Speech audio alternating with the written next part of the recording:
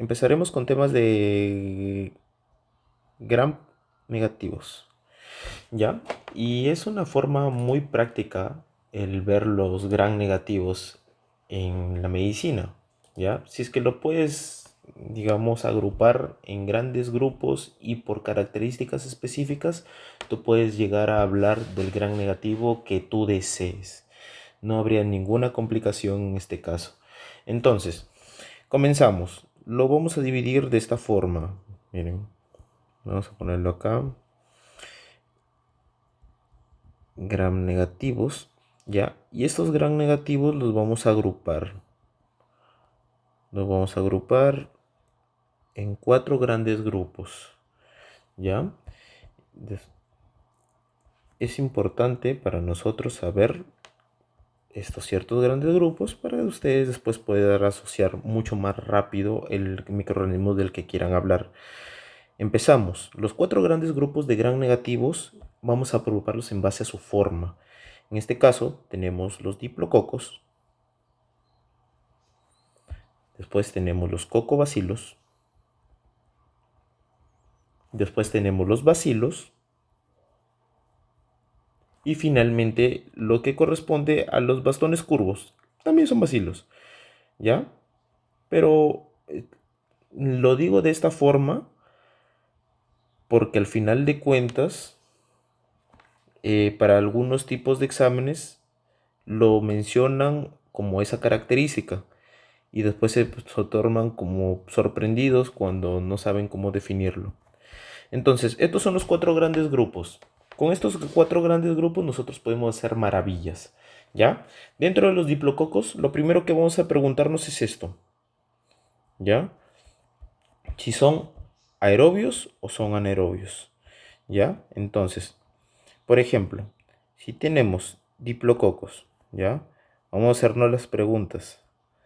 ¿Es aerobio? ¿Aerobio? Y si es aerobio, nos vamos a preguntar si sí o si no lo es. Si es aerobio, en todo caso, pueden haber anaerobios facultativos, en todo caso, pero estamos hablando de cosas, digamos, casi opuestas, ¿ya? Entonces, si son aerobios, podemos hablar de algo que se llama Neisseria. Mira, Neisseria, bueno, en verdad es con doble S, Neisseria meningitidis. Y cuando hablamos de anaerobio, en todo caso, vamos a tener la otra Neisseria, la Neisseria gonorrhoeae, ¿ya? Y como añadición, vamos a tener por acá también un microorganismo que se llama Moraxella catarrhalis, ¿ya? Esos son los dos principales que son anaerobios, diplococos. Entonces, gran negativo, diplococo, anaerobio, Neisseria gonorrhoeae, Moraxella catarrhalis, por ejemplo. Gran negativo, diplococo, aerobio, Neisseria meningitidis. Es una forma mucho más fácil de ordenarlos, ¿ya? De los cocobacilos, ¿ya? En verdad, yo me acuerdo si H3BA, ¿ya? Así es como yo me acuerdo, ¿ya? ¿Qué significa H3BA? ¿Ya? Si quieren le ponen BBB o H3, bueno, como se les haga más fácil, ¿ya? HBBBA, ¿ya? La primera H es de Haemophilus, por ejemplo. Haemophilus. Y sus variaciones, en todo caso, ya sea influenza o en todo caso Haemophilus ducreyi.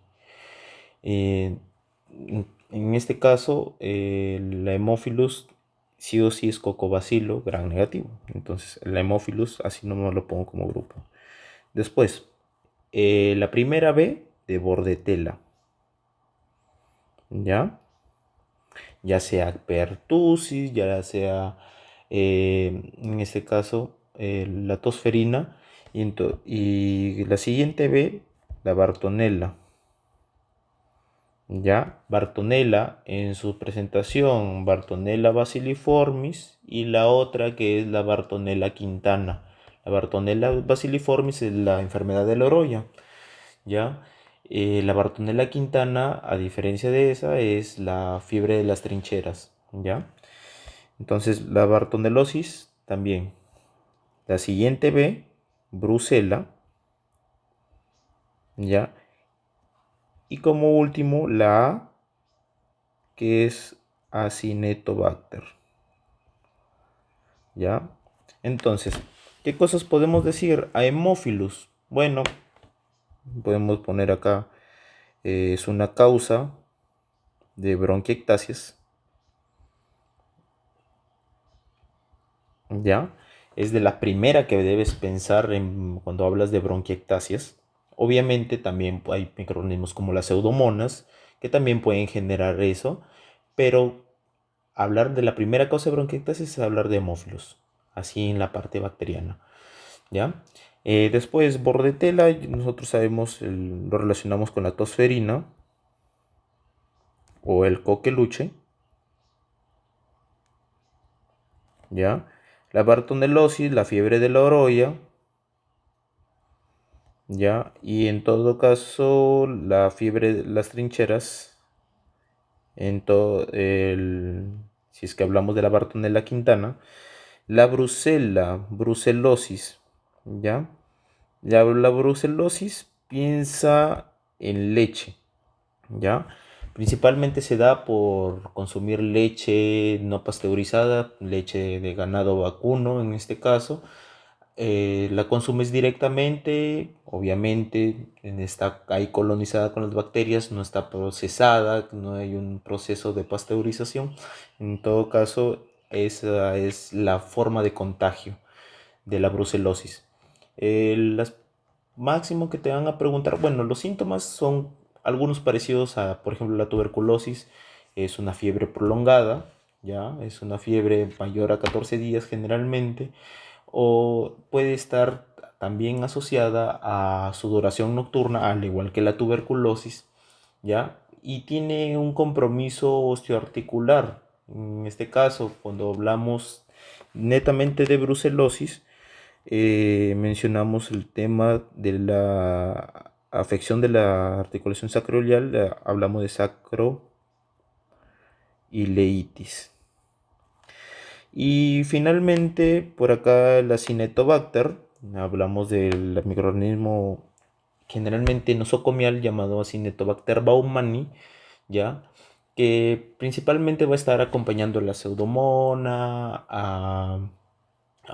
por ejemplo, al Staphylococcus aureus, que son microorganismos más nosocomiales, más intrahospitalarios, ¿ya? Y que la Cinetobacter tiende a buscar, bueno, puede presentarse en cualquier intrahospitalario, pero también afecta a inmunodeprimidos, entonces pacientes con corticoides, que tienen una infección por VIH, o en todo caso que son pacientes que están con fármacos modificadores de la enfermedad por alguna, por ejemplo, enfermedades del colágeno, enfermedades inflamatorias como la artritis, el lupus, que son medicamentos que son inmunosupresores.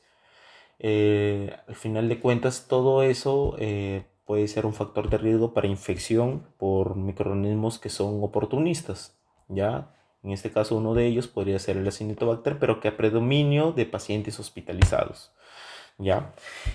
Después, a ver, hablamos del otro grupo, el grupo de los bacilos. En el grupo de los bacilos, lo que sí hacemos un gran paréntesis aquí, porque aquí la subdivisión no es tan corta como en los otros, como los diplococos, como los cocobacilos. Este es el más amplio y el que más vamos a utilizar un algoritmo. Entonces, voy a jalar esto por acá y miren, vamos a hacernos las preguntas, ¿ya? Estamos hablando de gram negativos, forma bacilos. Lo primero que tenemos que preguntarnos es lactosa. Y con respecto a la lactosa, ¿qué estamos hablando? Si fermenta lactosa. ¿Ya? ¿Fermenta lactosa? ¿Sí o no? Eso nos preguntamos. ¿Ya? Por ejemplo, acá, aerobio. Acá fermenta lactosa. Entonces, en el apartado de si es que fermenta o no fermenta lactosa, vamos a dividirlo. Miren por acá y otro por acá. Entonces, si es que sí fermenta lactosa, ya, vamos a hacernos otra pregunta. ¿Con qué velocidad? Si es rápido, en todo caso, o si es lento. Rápido o lento. ¿Ya? Ahora, hasta aquí todo fácil. Después vamos para el otro lado. ¿Fermenta lactosa? No, no fermenta lactosa. Entonces vamos a hablar de otra enzima. Oxidasa.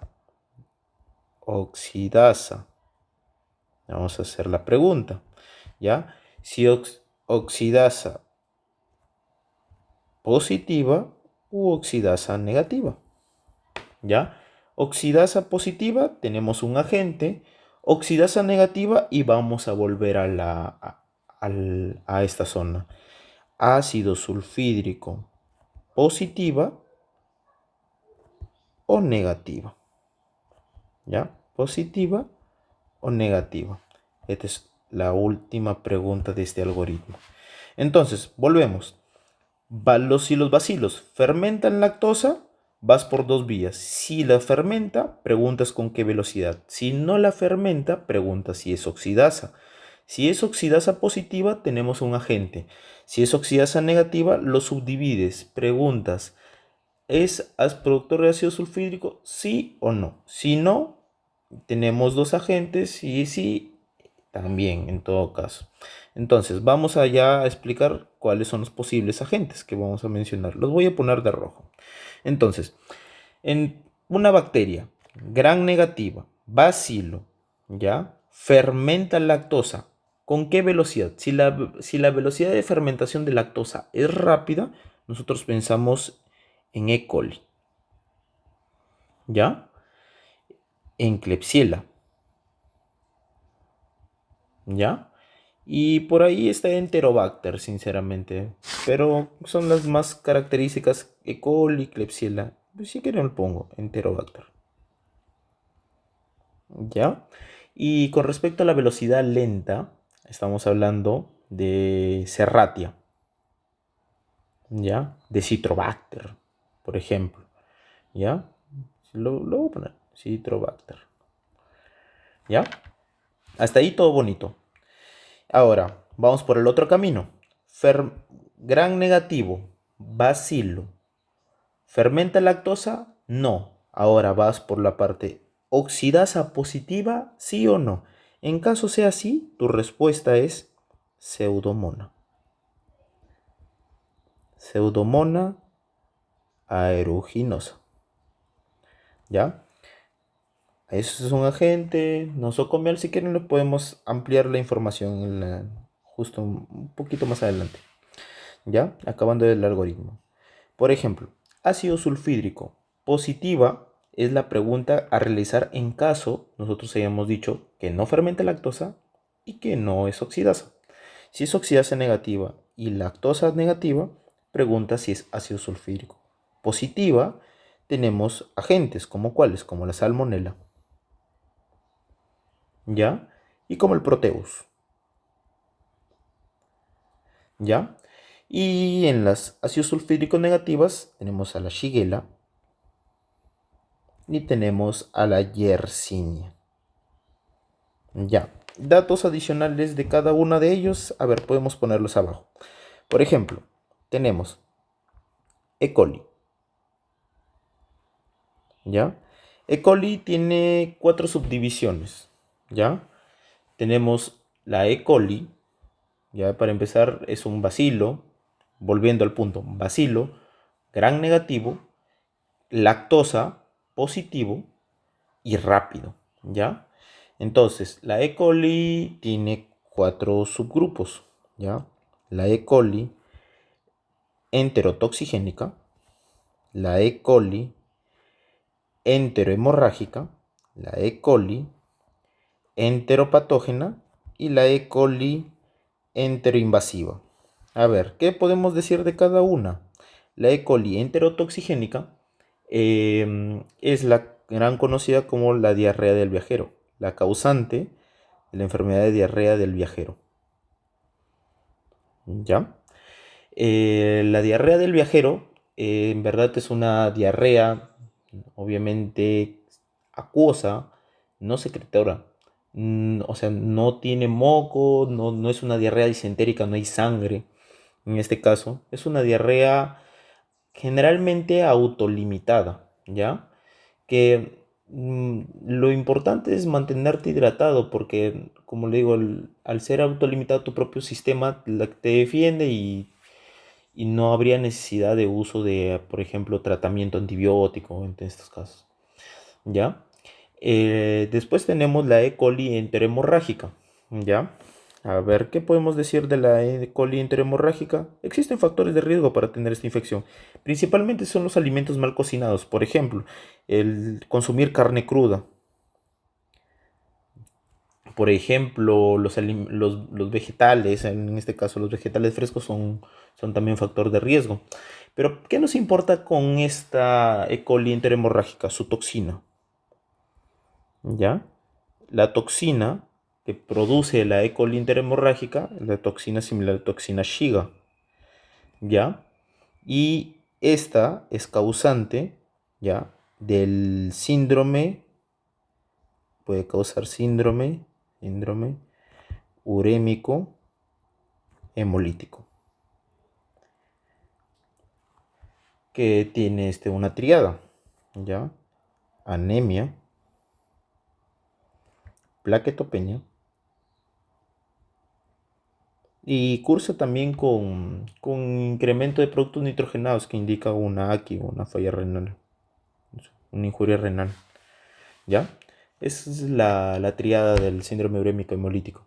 Ahora, ¿qué cepa es la de la E. coli enterohemorrágica, que es la que siempre preguntan, ¿ya? Que es la causante de este síndrome urémico hemolítico, la O157H7, ¿ya? Acuérdense bien de esto. Estos son los datos importantes que necesitan saber. La E. coli enteropatógena, en verdad, principalmente lo que deben saber es que es malabsortiva. Malabsortiva. Al ser malabsortiva, lo principalmente es, o sea, la enteropatógena se adhiere principalmente en niños, ya voy a poner acá, niños, ya se adhiere al tracto gastrointestinal y genera mala absorción de los alimentos. Y no solamente los alimentos, sino de vitaminas, por ejemplo, de grasas y eso. Entonces, eh, por ejemplo, pueden haber déficit vitaminérgico, en este caso, principalmente de vitaminas liposolubles como la A, la D, la E, la K, ¿ya? Principalmente es eso. Y lo que necesitan saber de la E. coli interinvasiva son síntomas, causa síntomas similares a la Shigella, en verdad. Sí, a la Shigella, si me lo recuerdo. Entonces, principalmente hablamos de una diarrea disentérica. Ya, eso es lo que, al igual, sí, un datito extra. Diarrea disentérica se produce también en la E. coli enteromorrágica. ¿Ya? Diarrea disentérica. ¿Ya? Entonces, esos son lo que tienen que saber de la E. coli. ¿Ya? Por ejemplo, seguimos. Klebsiella proteus. A ver, vamos a hablar de esos dos rápidamente.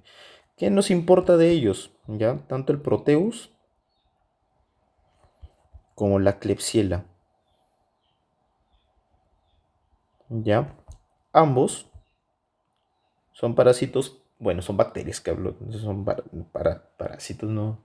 Son bacterias que principalmente están asociadas a infecciones, obviamente, de tracto gastrointestinal, pero también pueden estar, por ejemplo, en tracto urinario, ¿ya? Y pueden generar infección de tracto urinario. pero en cierto grupo específico. ¿Por qué pensarías en Proteus o Klebsiella? Sinceramente no sería, porque había aquí un dato importante. La E. coli en el tracto urinario, vaya, en las, en el tracto urinario, aquí lo voy a poner a la derecha, en el tracto urinario genera infección urinaria, o sea, una ITU, ya sea cistitis, y en todo caso si llega a ser alta es una pielonefritis. Entonces, estas ITUs por E. coli es lo que debemos saber como epidemiológicamente. Vamos a ciertas preguntas. Nosotros tenemos que saber ciertos datos de epidemiología básicos de infecciones urinarias. Por ejemplo, en la ITU, ¿ya? La principal causa de la infección urinaria, es E. coli, ¿ya? Si te preguntan, la principal causa de ITU en adultos es E. coli. Si te preguntan, la principal causa de ITU en niños es E. coli. Entonces, ¿en dónde?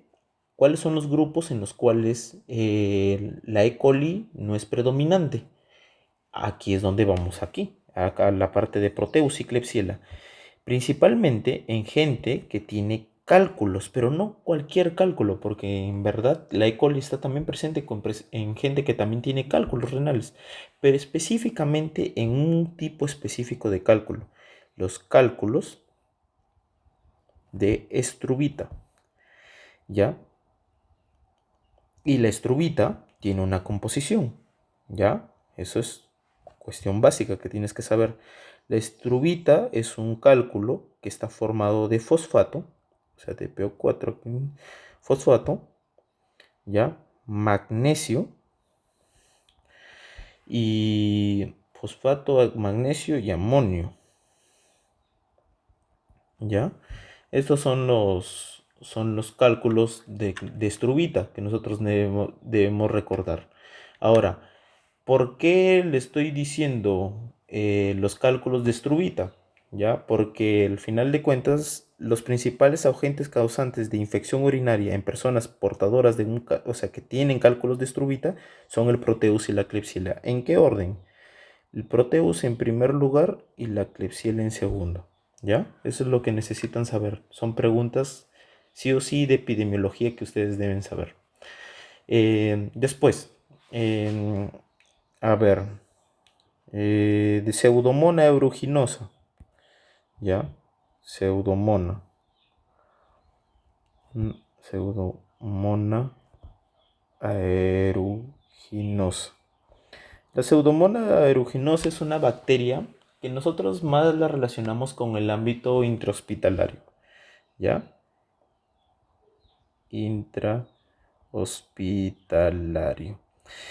Con el ámbito nosocomial, ¿ya?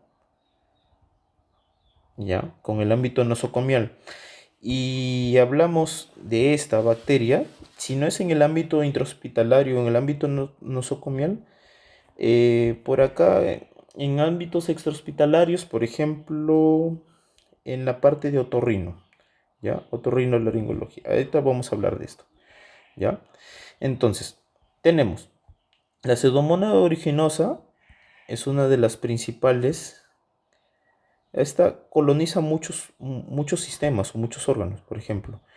Tenemos la pseudomona, puede generar neumonías, ¿ya? Neumonías intrahospitalarias. Esta infecciones de tracto gastrointestinal, puede haber también infección urinaria, ¿ya? Y vamos por la parte de otorrino también, que justo lo voy a mencionar abajo. Esas son las cuatro cosas. Ya, pero en el ámbito nosocomial puede estar asociado a neumonías asociadas a ventilador, neumonías intrahospitalarias en sí. Ya, en ITU también puede generar infecciones urinarias. Ya, está en tracto gastrointestinal, también generando infecciones de tracto gastrointestinal.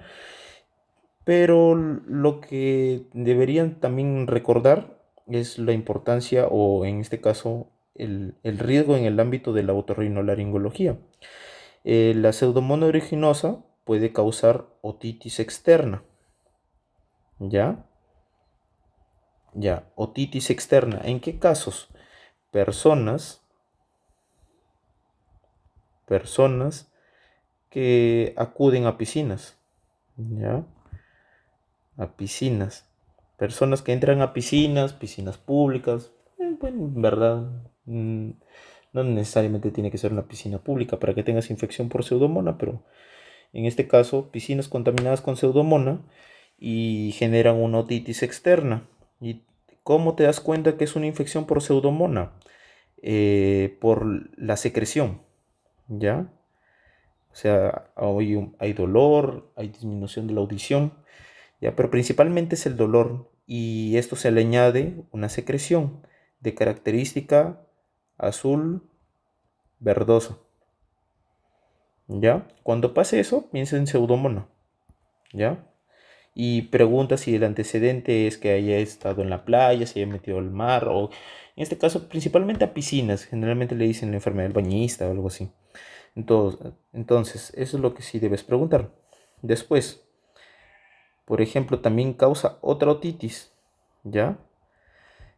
Que es la otitis externa, pero externa, externa maligna, ¿ya? La otitis externa maligna, ¿ya? Es una infección potencialmente mortal, ¿ya? Se infecta el conducto auditivo externo, en este caso, y empeora de forma tórpida el paciente, ya comienza a destruir la piel, comienza la infección a profundizarse, digamos, a llegar a planos más profundos y atraviesa la piel, la grasa, en este caso, llega al músculo, destruye el músculo, llega al hueso, incluso puede llegar a la parte, acceder a nivel encefálico y ser potencialmente mortal. La infección generalmente es potencialmente mortal y sí o sí, la otitis externa maligna es casi 50-60%, o sea, si no la tratas rápido,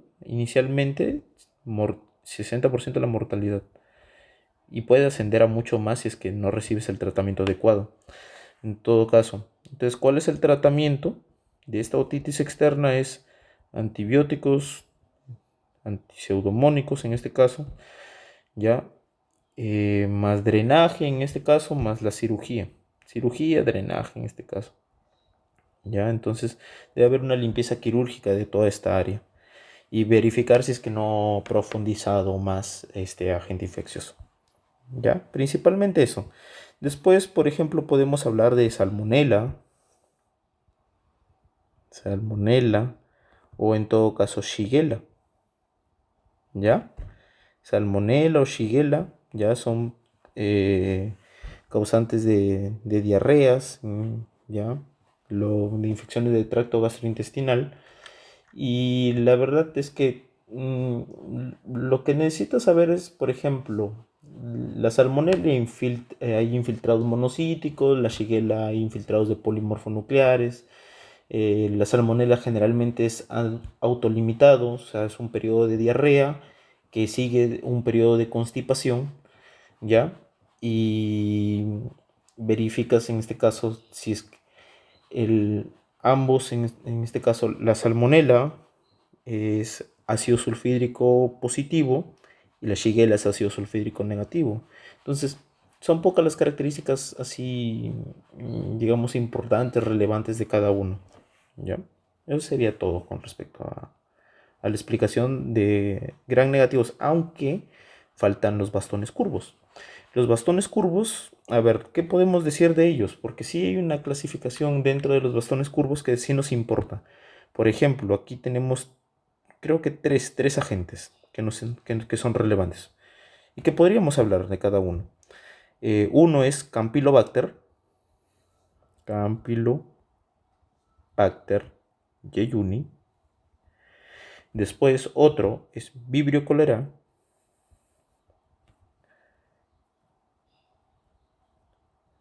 Y al final Helicobacter, Helicobacter pylori. Ya. Helicobacter pylori, Campylobacter jejuni y Vibrio cholera. Ya, a ver. ¿Qué podemos decir de cada uno? ¿Ya? Aquí una característica, por ejemplo, de Campylobacter, no, de Helicobacter principalmente. El Helicobacter pylori es ureasa positivo. Eso sí es lo que sí nos importa. Ureasa positivo. ¿Ya? Campylobacter jejuni, ya, vamos a poner acá el 1, así para hablar del Campylobacter. En el Campylobacter lo que nos interesa, bueno, lo que podemos decir es causante de diarreas sanguinolentas en niños menores de 5 años, principalmente el grupo de edad afectada. Y está asociado, o sea, es infección en niños, ¿ya? Y, por ejemplo, ¿qué podemos decir? Que está asociado a exposición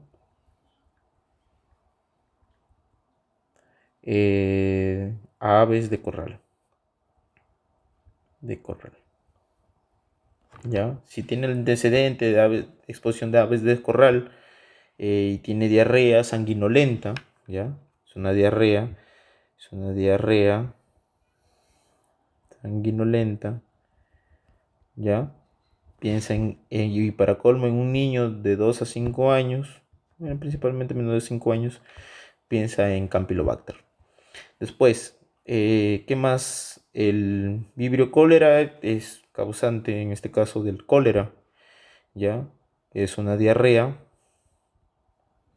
secretora, ¿ya? En los libros antiguos te dicen que en agua de lavado de arroz, y que principalmente, más que el antibiótico, más que tratarla, la importancia de tratar el cólera es la hidratación, es lo que realmente nos debe importar en un paciente con esta enfermedad. ¿Por qué? Porque al final de cuentas la diarrea secretora es lo que complica a los niños, y la hidratación en pacientes que tienen diarrea y se encuentra que es cólera, al final la hidratación suele ser mucho más agresiva que en otro grupo de pacientes que tienen deshidratación por diarrea, ¿ya? Y por último, tenemos el Helicobacter pylori. ¿Qué podemos decir? Ya dijimos que es ureasa positivo, ¿ya? ¿Qué nos importa? Está asociado a pacientes, ¿ya? Que tienen gastritis, ¿ya? Gastritis, en esas siempre suele colonizar en dichas lesiones del estómago en pacientes que, por ejemplo, tienen malos hábitos alimenticios, ¿ya? Principalmente se encuentra en tercer mundo, el Helicobacter está en cualquier lugar, ¿ya? Al final de cuentas colonizan esa zona, infectan y puede evolucionar esta gastritis, ¿ya? Hasta tener cáncer gástrico. Cáncer, en este caso, sea, sea de estómago. Eso es lo que nos importa. Principalmente es adenocarcinoma en el 95% de casos, ¿ya? Entonces, el cáncer gástrico es casi en países del tercer mundo, la principal causa es el Helicobacter pylori, y la poca adherencia a tratamiento, las pocas o escasas medidas, en este caso sanitarias, de control del Helicobacter pylori, y también los recursos que no tiene la gente para ser evaluadas y ser tratadas a tiempo. En este caso, porque esta evolución de un paciente con gastritis que tiene una infección por H. pylori y evoluciona a cáncer de estómago es lenta, y cuando realmente el paciente tiene síntomas, por ejemplo, o sea, tiene saciedad precoz, tiene una disfagia, ya, disfagia a sólidos, y después que evoluciona de sólidos a líquidos, ya, eh, evoluciona, y al final de cuentas cuando ya notamos los síntomas, ya es muy tarde, ya incluso no hay resección temprana de la enfermedad, sino es una gastrectomía, por ejemplo, con linfadenectomía, y en todo caso, si es que ya es mucho más, ya realmente entra a un régimen de quimioterapia. Entonces, como te digo, son estadios avanzados en los que ya el tratamiento ya requiere medidas invasivas o al final que la cures casi que la enfermedad. Entonces es muy importante el tratamiento del Helicobacter pylori, ¿ya? El tratamiento es aproximadamente por 14 días, ¿ya? Y que después del tratamiento se esperan 2 a 3 semanas y se le hace pruebas de screening para ver si es que hay rastros del Helicobacter pylori, ¿ya? ¿Y qué se usa aquí para hacer screening? Ya que nosotros valoramos bastante bueno, en el área de gastroenterología es el test de aliento, ¿ya? Que es muy sencillo de hacer y al final de cuentas es un método para valorar el tratamiento y es un método de seguimiento de la enfermedad. El test de aliento no es para diagnóstico inicial, ya es para seguimiento, ya para diagnóstico inicial, en un paciente que tiene una gastritis, que tiene infección por Helicobacter pylori, tú haces una endoscopía digestiva alta, ya una EDA, una endoscopía digestiva alta y entras tu endoscopio, ves la zona de la lesión y tomas biopsias, ya tomas biopsias de la lesión y ahí vas a encontrar, haces el diagnóstico tanto de Helicobacter pylori y también ves si es que la lesión, porque tú lo estás viendo de forma macroscópica como una lesión. Quién sabe si es que ya es una lesión cancerosa o precancerosa. Entonces, el Helicobacter pylori y también haces el estudio de patología para ver si es que hay una lesión premaligna de cáncer gástrico, en este caso. Entonces, esa es la forma, digamos, rápida de cómo atender a las bacterias gram negativas. De acuerdo a su forma, hace ciertas preguntas. Por ejemplo, les puedo resaltar, en el caso de los diplococos, si es aerobio. En los cocobacilos, principalmente es esta mnemotecnia. En los bacilos, si fermenta lactosa, a qué velocidad la fermenta en caso de ser positivo y si es negativo, si es oxidasa positivo o negativo y principalmente si es ácido sulfhídrico positivo o negativo. Y en bastones curvos tienes que acordarte de estos tres, ¿ya? Entonces, Campylobacter, ya, espera un momentito, Campylobacter, Vibrio cholerae y Helicobacter pylori. Yo generalmente, ¿ya? Yo lo me acuerdo así como el virus de la hepatitis C, ¿ya? Virus de la hepatitis C, así me acuerdo. VHC, Vibrio, Helicobacter y Campylobacter. Esa es la forma, digamos, como a mí se me hace más fácil recordarlo. Ahora, esto es lo más representativo, unos datos extras de cada agente infeccioso que estoy mencionando. Y eso sería todo con respecto a gram negativos.